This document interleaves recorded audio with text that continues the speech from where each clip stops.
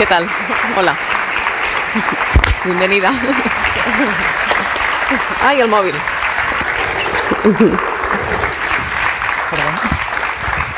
¿Cómo estás? Bien. Sí. Muchas gracias por la invitación. Gracias a ti por venir. Hace 1 año y medio, si no me equivoco, que estás en Suecia, que tienes asilo en Suecia.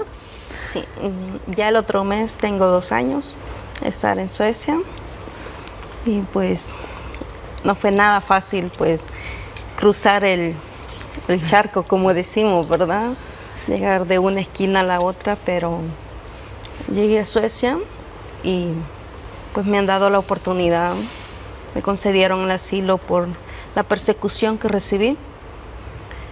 Fui condenada a 40 años de cárcel por haber sufrido una emergencia obstétrica y sin pruebas, sin nada en mi contra, pues me condenaron a 40 años y pasé 4 años y medio dentro de la cárcel. Luego de una revisión de sentencia, pues en el 2016 me dan mi libertad absoluta, pero pese a eso, pues la fiscalía no estaba de acuerdo y mi caso fue abierto otra vez. Ahora vamos a explicar detalladamente toda tu trayectoria, todo tu caso, María Teresa. ¿Qué te pasaría si regresaras ahora a El Salvador?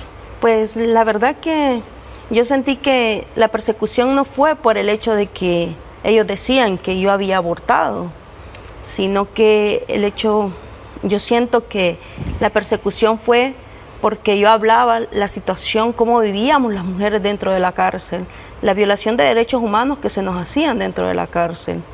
Entonces esto no le gustaba al gobierno. Entonces de ahí viene la persecución. Primero el hecho de ser mujer, ¿verdad? Y de ser pobre, claro. Ahora nos lo explicas con calma, María Teresa. Victoria, te quedas, eh? Sí, claro. Que vamos a seguir hablando de este caso, però abans farem una pausa. Tot bé, Uri? Sí? A veure, deixa'm veure, què és això? Perdoneu, això a vegades a la tele. Ah, sí, un impermeable. Un impermeable. Que en teniu, els del públic? No? No en teniu? Doncs amb això no arriba per tapar-vos a tots i ens farà falta l'impermeable al tram final del Preguntes Freqüents. Res, ara tornem i veureu. Té, aquest per tu. Apa, te'l regalo. All I know is take care of each other. An open door, a seat at the table. There's enough to go around. Make the most of freedom and pleasure. All I know is take care of each other. An open door, a seat at the table. There's enough to go around. María Teresa Rivera, la primera y única refugiada en el mundo con asilo por haber abortado. ¿Qué sucedió el 24 de noviembre de 2011? El 24 de noviembre del 2011, eso era como la 1 de la madrugada. Solo despierto con unas grandes ganas de ir al baño. Voy al baño y solo sentí que me bajó algo, pero rápido. Cuando me levanto del baño estaba botando demasiada sangre. Recuerdo que como pude llegué donde dormíamos y solo recuerdo que le dije a mi suegra, háblele a la policía. ¿Por qué a la policía? Porque la policía estaba cerca de mi casa, o sea, la estación de policía quedaba cerca de mi casa. Y dice mi suegra que me encontraron desmayada, yo despierto hasta en el hospital. Y comienzan a preguntarme dónde está tu hijo. ¿La policía o los médicos? La policía y los médicos, o sea, ellos me estaban acusando, vos mataste a tu hijo, sos una mala madre. Y yo decía, ¿cuál hijo? Yo no sabía que estaba embarazada. ¿Tú no sabías que estabas embarazada? No, yo visité al médico por una infección en mi riñón, pero ni los médicos ni yo sabíamos que yo estaba embarazada. Pero tú habías sido madre antes. Yo ¿Conocías los síntomas del embarazo? Yo había sido madre antes, pero había tenido como los mismos síntomas. Cuando yo tuve a mi primer hijo me pasó algo similar. Entonces, y eso fue una de las razones por las que a mí me condenaron, porque me dijeron, pero vos habías sido madre la primera vez, entonces ¿cómo no ibas a saber los síntomas? Yo dije, mi estómago nunca me creció, o sea, yo me ponía mi ropa normal, o sea, iba a los médicos porque estaba muy mal de mi riñón pero nunca me dijeron estás embarazada. Me daban muchos antibióticos.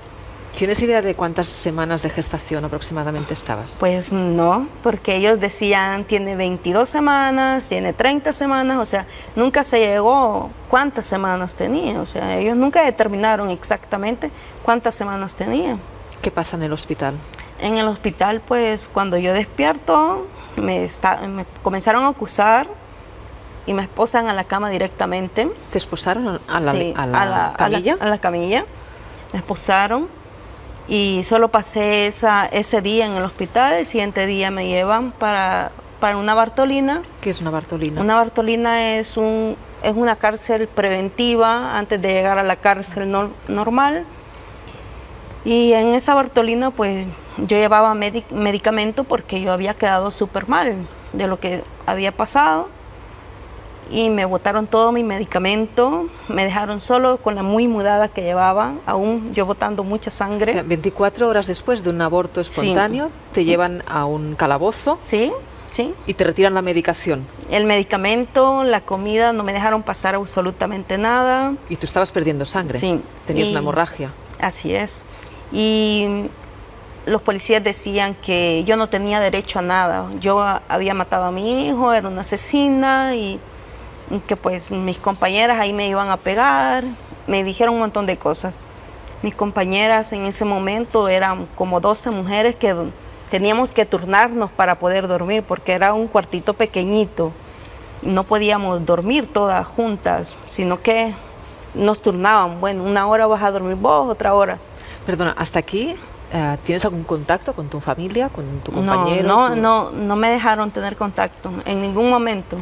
Hasta la audiencia inicial, que yo pude ver otra vez a mi suegra, y en esa audiencia inicial, a los 5 días de haber estado yo detenida, pues tuve una abogada que era del gobierno, y la abogada ni siquiera me preguntó, o sea, no me fue a visitar a mí antes para decirme, mira, ¿qué te pasó? ¿Podemos decir esto? No me dijo nada. A la hora de la audiencia, pues yo me paro y le digo al juez, yo necesito que me hagan exámenes, yo necesito, o sea, que me examinaran si yo me había tomado algo, si yo me había introducido algo, pero no hicieron nada. El juez dijo, no, te vas a ir para cárcel de mujeres a esperar tu proceso. Pasé 8 meses dentro de ese proceso. Lo que sería la prisión preventiva. Sí. Entonces... Hasta llegar aquí, perdona, María Teresa, ¿nadie se preocupa por ti? No. Dentro de este sistema, ni médicos, ni policía, ni funcionarios. No, para nada. Ni el sistema judicial. No. ¿Nadie te pregunta cómo estás? ¿Qué te ha pasado? Nada. No tengo ninguna, o sea, no tengo ningún contacto. Igual para el día de visita, yo tenía derecho de ver a mi hijo. ¿Cuántos años tenía tu hijo? Mi hijo estaba de 6 años en ese momento. Y pues yo no tenía papá, no tenía mamá, no lo podía ver tampoco, porque solo mamá y papá te pueden ir a ver. Si no los tenés, pues no puedes ver a tus hijos. También es un derecho que le quitan a los hijos y a las madres, ¿verdad? Claro. Entonces, yo pude ver a mi hijo solo 2 veces por peticiones. Yo escribía, yo decía, yo quiero ver a mi hijo, por favor, denme permiso de ver a mi hijo. Solo lo pude ver 2 veces. ¿2 veces en 5 años? Sí. Y entonces, para mí era muy difícil, pues, porque había perdido a uno, o sea, y había dejado al otro todavía. Entonces, me habían condenado 2 veces. Y yo decía, ¿por qué? O sea, no hicieron ningún examen, me condenaron sin pruebas. ¿Cómo fue el juicio? El juicio solo duró 10 minutos. En 10 minutos me dieron 40 años. 40 años por homicidio agravado. Homicidio agravado. ¿Por qué? A todas las mujeres nos pasa así. A todas las que hemos sufrido una emergencia obstétrica nos pasa igual. Primero te acusan por aborto espontáneo y luego te cambian por homicidio agravado. Y es ahí donde te condenan a 30, 40 años, como la mía. Si a vos te condenaran por aborto, la condena fuera de 2 a 8 años. O sea, no llegara a 40 años. Pero te ponen como una homicida y es algo que no lo somos. O sea, Y eso es lo que a mí me da rabia, porque el Estado salvadoreño nos sigue criminalizando, nos sigue condenando. El Estado salvadoreño sigue siendo cómplice de los violadores. En la cárcel conocí a muchas mujeres que sus embarazos fueron productos de una violación, y estas mujeres tuvieron emergencias obstétricas. La mujer está en la cárcel pagando 30 años, 35 años, pero el violador está libre. O sea, ¿cómo es que el Estado salvadoreño protege al violador, pero a nosotras nos condena? Porque en Salvador está prohibido cualquier tipo de aborto. Cualquier tipo de aborto. En El Salvador es condenado todo tipo de aborto. Y tiene mucho que ver con la Iglesia Católica. Claro, ese es el problema. La iglesia está muy metida y para todos, o sea, es prohibido. Vos no podés hablar del aborto porque eso es un pecado. Y socialmente también es así. Claro, muchas veces la sociedad nos convertimos en cómplices también.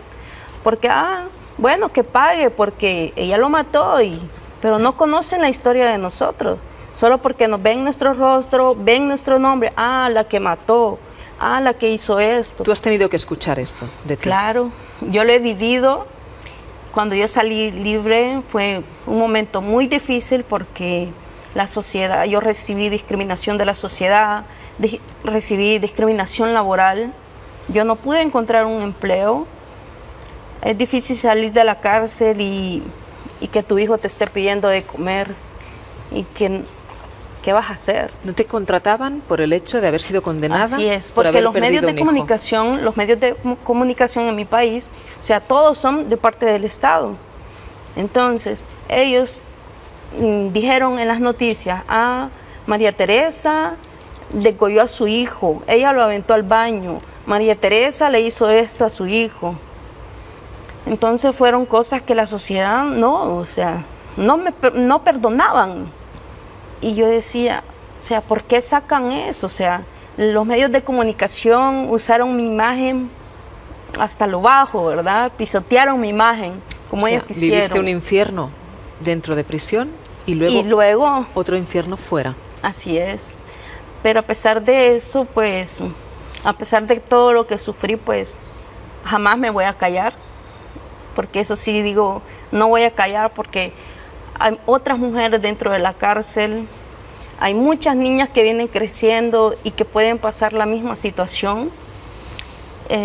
¿Por qué hablo por las mujeres violadas? Porque yo también fui violada a mis 8 años. Y yo me pregunto, ¿qué hubiera hecho yo a los 8 años si yo hubiera quedado embarazada? Entonces, y yo me pongo en los zapatos de esas niñas y digo, no es posible que el Estado salvadoreño siga condenando a estas niñas, que las siga criminalizando, porque ellos dicen, nosotros somos pro vida, pero ¿pro vida de quién? ¿Qué vida? ¿Pro vida de quién? Porque dejan, o sea, obligan a una niña de 10, 12 años a tener a su hijo, pero le dejan al aire libre, o sea, abandonada. No hay una institución que proteja a estas niñas. No hay una institución que diga, vamos a apoyar a estas mujeres. Yo sé que muchas mujeres que han salido, o sea, por producto de una violación, han quedado embarazadas, van a seguir con sus embarazos. Yo sé que muchas mujeres lo van a continuar y yo las admiro porque no es fácil. Pero tampoco puedo obligar a aquellas que no quieran continuarlo, a que lo continúen. Y seguramente si no quiere continuarlo, lo haga arriesgando su vida. Claro. O cumpliendo una condena en la cárcel. Sobre todo si eres pobre. Así es, porque las ricas tienen sus clínicas particulares y sé que el derecho al aborto es un derecho que todas las mujeres, como mujeres, tenemos. Pero en El Salvador hay esa desigualdad. O sea, en El Salvador hablan de igualdad, pero no lo hay. ¿Por qué? Porque la mujer con dinero, ella tienen sus clínicas particulares y abortan si ellas quieren. Y nosotras no quisimos abortar. En ningún momento dijimos, yo voy a abortar, ¿verdad? Y así es la ley en mi país, lastimosamente. ¿Cómo llegaste a Suecia?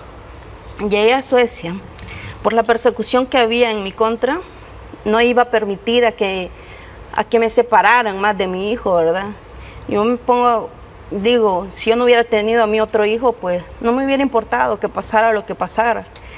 pero tenía a mi hijo por quien luchar y pues yo quería irme para Estados Unidos mojada, pero necesitaba dinero también. Entonces hablo con la Agrupación Ciudadana, que es la organización que trabaja por la despenalización del aborto en El Salvador. Y hablo con Morena Herrera, le cuento toda la situación, o sea, ellos estaban sabedores de todo lo que yo estaba pasando. Y ella se pone en contacto con muchas organizaciones como Amnistía Internacional, IM, en Suecia, Diaconía, el Centro de Derechos Reproductivos. Entonces, todos se pusieron en contacto, me hacen una invitación para un seminario en Suecia y yo digo, esta es mi oportunidad. Estaba arriesgando pues a que me lo dieran o a que no me lo dieran, ¿verdad? Pero no me importaba arriesgar todo. Llegué a Suecia pues por la invitación que IM me hizo y Diaconía también. Y luego pues comenzó el proceso de asilo, que yo sentía que era difícil, pero nada difícil a todo lo que ya había vivido. Yo dije esto, con mucho esfuerzo pues voy a salir adelante, a llegar a una nueva cultura, en un nuevo idioma, pero ahí vamos adelante, ahí vamos y mi lucha ahora es por mis otras compañeras que han quedado dentro de la cárcel, por las que ya salieron, porque no quiero que ninguna otra mujer sufra lo que nosotras hemos vivido dentro de la cárcel. Quiero que cada uno de esos derechos humanos que a mí se me fueron violados desde muy pequeña, pues hoy estas mujeres o estas niñas puedan tenerlos. O sea, esta es mi sueño, o sea, es mi sueño que un día ellas puedan gozar de ellos. Victoria, ¿la justicia internacional puede hacer algún caso, alguna cosa en este caso? Es que la ONU ha reconocido los derechos sexuales y reproductivos de las mujeres como derechos humanos. La CEDAW, el Comité contra toda forma de discriminación contra las mujeres, pero realmente no hay tribunales internacionales vinculantes para esto. De hecho, en algunos temas la Corte Iberoamericana incluso supera al Tribunal Europeo de Derechos Humanos, en lo que decíamos antes, en otras cosas como la justicia restaurativa, pero las mujeres siempre son lo último y como siempre hay un clarísimo sesgo de género y además de clase, porque en este país estábamos así hasta el 85. Se supone que se despenalizaron supuestos, bueno, era una ley del 83 que se nos olvida que el Partido Popular la paró porque antes el recurso de inconstitucionalidad suspendía la entrada en vigor y empezaron a despenalizarse casos, pero efectivamente era de acceso para todas, porque si las que se lo podían permitir abortaban en Londres, ¿no? Entonces sí que es verdad que tienes pronunciamientos diciendo que es un derecho humano y que nos parece a todos muy lejano, aunque en nuestro país no lo está tanto, esa situación, pero no hay un organismo vinculante que obligue a que los derechos de las mujeres, son todos recomendaciones, dictámenes, pero no hay alguien que obligue a cumplirlos. ¿Y en España se puede ir más allá en la despenalización del aborto? En España el problema es que hablemos de despenalización. El gran paso entre la ley, fíjate, en la campaña de 2011, el Partido Popular, bueno, en el 2010 se aprueba la Ley de Salud Sexual y Reproductiva, que la abanderó Viviana Ido desde el Ministerio de Igualdad. Hasta entonces había sido del Ministerio de Justicia, porque estabas despenalizando algo, el 417 bis del Código Penal, que penaba pues esos 6 meses a 1 año de prisión o multa de 6 a 24 meses, creo que era, a las mujeres, más a los médicos que los practicaran en los supuestos no permitidos. ¿Por qué hablamos de despenalización cuando estamos hablando de un derecho? Es como decir, bueno, vamos a la despenalización de la caricatura. Si es un derecho expresarse mediante algo que, como estabais hablando antes, que ofenda a otro o que no le parezca, pero sigue siendo un derecho. Estaba residenciado en justicia. El gran paso fue realmente con la ley de 2010 y bueno, creo que se debería ya normalizar que el paso atrás, que los pasos atrás no pueden depender de la ideología y mucho menos de la vigilancia de la Iglesia Católica, que como institución es una institución que ejerce mucha violencia contra las mujeres. En el caso del Salvador. Y claro, bueno, y en nuestro país también fue por eso. No sé si sabéis que la primera ley de aborto fue en Cataluña, el 25 de diciembre del 36, firmada por Josep Tarradellas, y estuvo en vigor la más avanzada de Europa, dijeron que era. Después, en el 37, en las zonas leales a la República se mantuvo, pero no llegó casi a entrar en vigor porque donde iba ganando Franco se iba aboliendo por el bando, y fueron 40 años sin ningún derecho para las mujeres, bueno, pues de clase media o pobres. En el 2015, bueno, después de intentar, de decir en campaña el PP en 2011 que la iba a cambiar, hubo una gran contestación de las mujeres, hubo un tren precioso de la libertad a Madrid, febrero creo que fue de 2014, pero en 2015 sí es verdad que hubo una modificación, que fue que las mujeres de 16 y 17 años que... bueno, es que en este país somos mayores de edad médicamente desde los 16. Mi hija con 16 pasó a ser ella paciente, no depende de mí, ni necesitaba nada de mí. Deja de ir al pediatra. Bueno, eso 16. Con 14, que ahí hay una nebulosa en una edad. Pero vamos, que es que somos muy hipócritas en eso, porque las vacunamos del virus del papiloma humano, que es de transmisión sexual, con 12 o 14, dependiendo de la comunidad autónoma. Y el último gobierno de Rajoy, en 2015, sí aprobó una modificación, que es que a las mujeres de 16 y 17, a las menores de 18, que antes necesitaban solo informar a los padres, a los progenitores, salvo que hubiera un conflicto que pudiera desembocar en violencia familiar, en amenazas, etc., ahora necesitan otra vez el permiso de los progenitores. Y en caso de estar separados y de ser familias probablemente de mayor vulnerabilidad o más desestructuradas, si están separados necesitas el de los dos. Yo ya he conocido un caso de una mujer de 17 años que se le iba el plazo porque sus padres uno aparecía y la otra no, y le montó un número, porque se dice una persona muy católica y muy provida, ¿no? Que hay veces que parece una triste paradoja llamar provida a alguien que está, vamos, hundiéndola de su hija, en ese caso. En el caso de El Salvador también está prohibido, incluso si la vida de la madre corre peligro. Así es que en todas las condiciones está prohibido el aborto. Actualmente hay una jovencita de 19 años, ella se llama Imelda, y ella desde los 12 años fue abusada de su padrastro.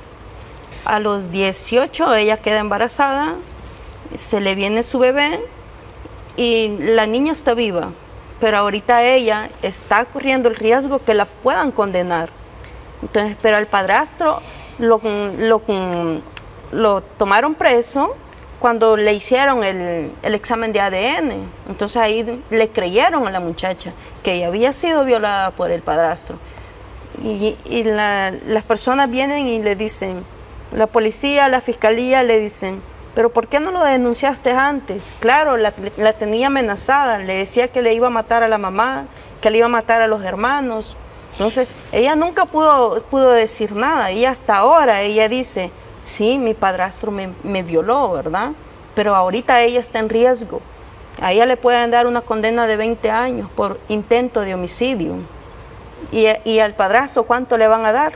De 6 a 8 años. Si es que lo condenan. Llevar dentro, parir, criar al hijo de tu violación. Yo conozco a demasiadas mujeres y jóvenes y casi niñas violadas, y es una tortura que además te tiene que impedir empezar siquiera el duelo y la recuperación. Así es. Porque todos los días tienes, y además paradójicamente tienes que cuidar y querer algo que te recuerda uno de los crímenes más graves que se puede cometer. A nivel internacional, el cuerpo de la mujer como campo de guerra sí se definió enseguida por los tribunales internacionales de Ruanda y Yugoslavia, ¿no? Y la ex Yugoslavia, pero es que esas cosas no son vinculantes porque se forman tribunales solo para esos conflictos, pero bueno, sí que es verdad que tuvieron al menos desde el principio, porque ahí había habido una violencia sexual brutal, pero el cuerpo de las mujeres en todos los conflictos y en todas las guerras sigue siendo utilizado como una posesión masculina, y esa violencia institucional, yo lo de los hijos de las violadas me parece de verdad una tortura que debería estar, vamos, prohibida por el Convenio de Ginebra. María Teresa, ¿esperas volver a El Salvador alguna vez? Pues sí, quisiera volver a El Salvador, quiero volverme a encontrar con mis compañeras. No tengo familia, solo es mi suegra la que ha quedado en El Salvador, y pues por ella sí quisiera volver, no a vivir, pero sí pues a visitarla, saber cómo les puedo ayudar. Pues desde que yo salí y me vine para Suecia, pues siempre fue aquella idea de qué voy a hacer por ellas, cómo puedo ayudarlas. Entonces no tengo un trabajo, pero tengo mi voz y pues contar las historias de cada una de ellas, porque no solo soy yo, no solo es Teodora, no solo es Mayra, o sea, somos más de 26 mujeres las que hemos sufrido las mismas consecuencias por la total prohibición del aborto en El Salvador, y por todas aquellas mujeres también que están por diferentes delitos, ¿verdad? Porque también no hay que olvidarnos a estas mujeres, porque muchas mujeres están inocentemente ahí dentro de esa cárcel, separadas de sus hijos, ¿verdad? Entonces, y cuando llegué a Suecia yo dije, bueno, si no tengo dinero como para poderles enviar algo, pero voy a hablar por ella, voy a romper el silencio, porque llegué a Suecia con miedo a hablar a un periodista, porque o sea, todo lo que había vivido en El Salvador, los medios de comunicación, lo que habían hablado de mí.